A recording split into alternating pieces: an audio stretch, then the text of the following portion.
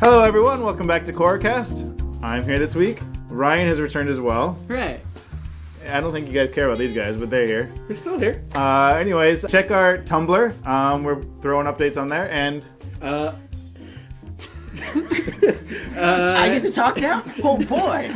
Be sure to check us out on Facebook. It's facebook.com/KORRACAST. We have some great discussions on there. If you ever want to ask us anything directly or just chat with us, we log on every day because we don't do anything else. So like us on there. And in real life, please. Please like us in real life.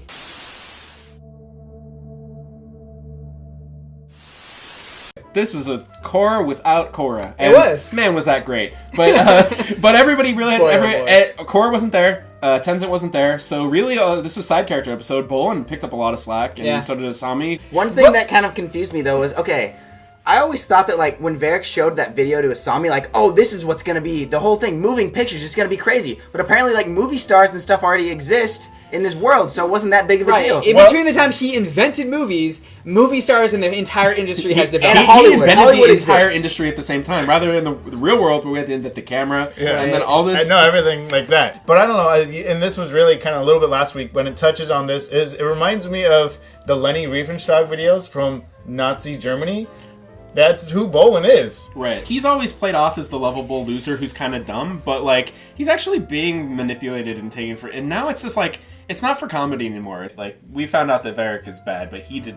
No, so yeah, how he is did he some going of to... that. It's kind of... Man, it might be It devastating. might break his heart. It might destroy Because him and Varrick were, like, BFFs at this point. Could be something that changes him. And if Mako tries to convince him, which Mako is going to eventually make an appeal to Bolin, Bolin's not going to believe him. He loves the life. What is Varrick's greater? What's he playing at? What's he going? Right. Like, Yeah. he's obviously been doing this for a while. Is he really just after money and power take over future industries? I mean, I kind of thought this from back to episode 1 or 2 when, like, oh, all of a sudden I'm a revolutionary. Didn't we just see you, like, all be about money and stuff? Like, so Right. that plays into that character, and I actually like that development in his character. It's difficult to kind of decipher him now because the writing has played him as kind of another dummy, kind of like all over the place. Like, and it's like, okay, is this guy really just smarter than everyone? And he's playing that way? Or is he really just all over the place and doesn't really know which side he's on? And I don't know. No, I think that Varrick has a big master plan in place, and he's just, kind of playing the fool at this point. He's actually... Maybe, I guess, but it seemed like in all the past episodes, it seems like he was just after power, money, fame, all those things, not necessarily political ambitions. But, like, okay, the thing smiles is, with with money, you have power. I mean, he knows that. He knows that in order to, move yourself up in a city like Republic City, which is all built on politics, you have to have the money to push people to do what you want.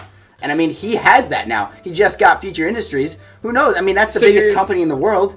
He has control over basically everything in Republic City now. Okay, yeah, maybe, but are you saying that now that he has power, he's developed political ambition? To me, it makes he a potentially more interesting character if you could see, like, oh, this was all built into the plan of what he is. But I agree, like, if you go back to episode 3 when he's in the platypus bear costume, is this the same character? Where is it, like...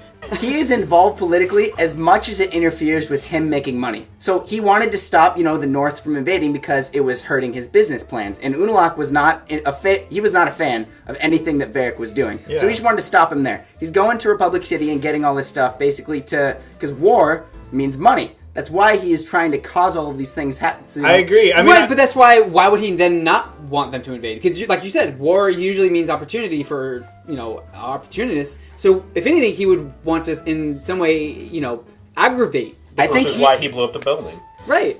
So what I think he's doing is he's trying to expand the conflict. Right now it's just between water tribes. I think he's going to try to make this a bigger global conflict than what it is right now. I mean, that makes sense. Okay, well, we've solved that mystery, guys. I win Avatar, guys. Another mystery solved. Avatar points. Oh, wait, guys, there's one more mystery. Oh. Korra has amnesia. Oh, It's Korra. not a mystery, it's just dang a it. thing. Okay. So Korra has a mystery. She got swallowed by a spirit. Apparently she got pooped out. Because you guys thought that she was in the spirit world, but remember, you can't bend in the spirit world. She definitely did some air bending. What if that was a flash forward? And the things that we're going to learn in Beginnings, which is the next 2 episodes about Avatar 1, that is what's happening directly after she gets swallowed by the spirit. So this is the first flash forward that we get in Avatar. But if they're going to do that then, it seems more likely that they do it a flash forward at the beginning of an episode, then we figure out how we got there. Like versus at the end of an episode, well, there's no a flash forward is just the future. So then, wait, are we just the not? future of the so future. she got eaten by a spirit and she ended up here. So we're not going to learn what happened in the between that. We have to, don't we? So it has to be a flash forward. To me, it's a little hackneyed. I feel like we've seen this in soap operas and just so many other things that it's like, does this have a place? This feels like we're going backwards. Like, I understand that whole, okay, we got to break her down and we got to build her back up, sure. but it really feels like I don't know, this feels like Like a weird detour. Like, almost like they're trying to find another way of, like, she can't lose her bending again. We already did that. Right. So she can lose her... brain. Okay, she lost her brain. I mean, the upside of this is that maybe she'll be replaced with an entirely new personality. Well, yeah, I was going to say, because everything that has happened in book 2 so far has made me just really not like Korra as a character. And she's the Avatar. It's called Legend of Korra. I want to like Korra. It's possible that this is going to just do like a complete turnaround on how she views being the Avatar. I would love to see that. I would too, but I guess maybe my problem is I feel like this, consequence didn't come as a result of anything she necessarily did that was bad in perspective of how you're saying what you don't like about her character. Because I would agree with you about that kind of stuff. This, to me, wasn't like a justified result of that. Yeah, You see what I'm it's saying? just something that happened. It was something that happened. She was getting chased by the twins. This is what happened. In terms of her story and character, they had to find a way to do that. And I guess to me, I don't mind that so much as the device and what they did. It feels like a kind They of pulled worn it out of plot a- device. yeah, it was a just template. like it was a dream. It's amnesia, twin brother. Like here are some random things that you could just go to that don't have to have any context or make sense. And again, this is unfair. We do have to see what they're going to do with it. Yeah, sure. Because it's not fair to go into a huge tirade about something that happened in the last 10 seconds of the episode. They obviously put that in the last sentence to get a reaction. Right, Hence it was reaction. a purpose Right. cliffhanger. Amnesia, oh no! What you just did, that voice, and that everyone. gesture is exactly how I feel about it. Yeah. Thumbs up, thumbs down. Who likes the amnesia? I like, you know what? I don't, actually. It was a flash forward and you guys are going to love it. Do you actually think that Mako and Asami are going to get back together? Who cares? I don't care. Okay, this week's viewer response question, guys. What do you think about Korra getting amnesia? Is it legit? Is it too legit to quit? Nerdybird4 wrote, I don't think that they wanted to break up. I think that Mako and Korra just had pressures put on them and they were taking it out on each other. Something tells me the breakup won't last long. I think they'll get back together eventually. However, it will be good for Korra to be off on her own for a while so she can learn about her spiritual side and figure out what to do about the situation. Cynthia Perez09 wrote, I do not like Korra. Even though I love the idea of a firebender and a waterbender dating, I was a huge Zutara fan. I hate these two together.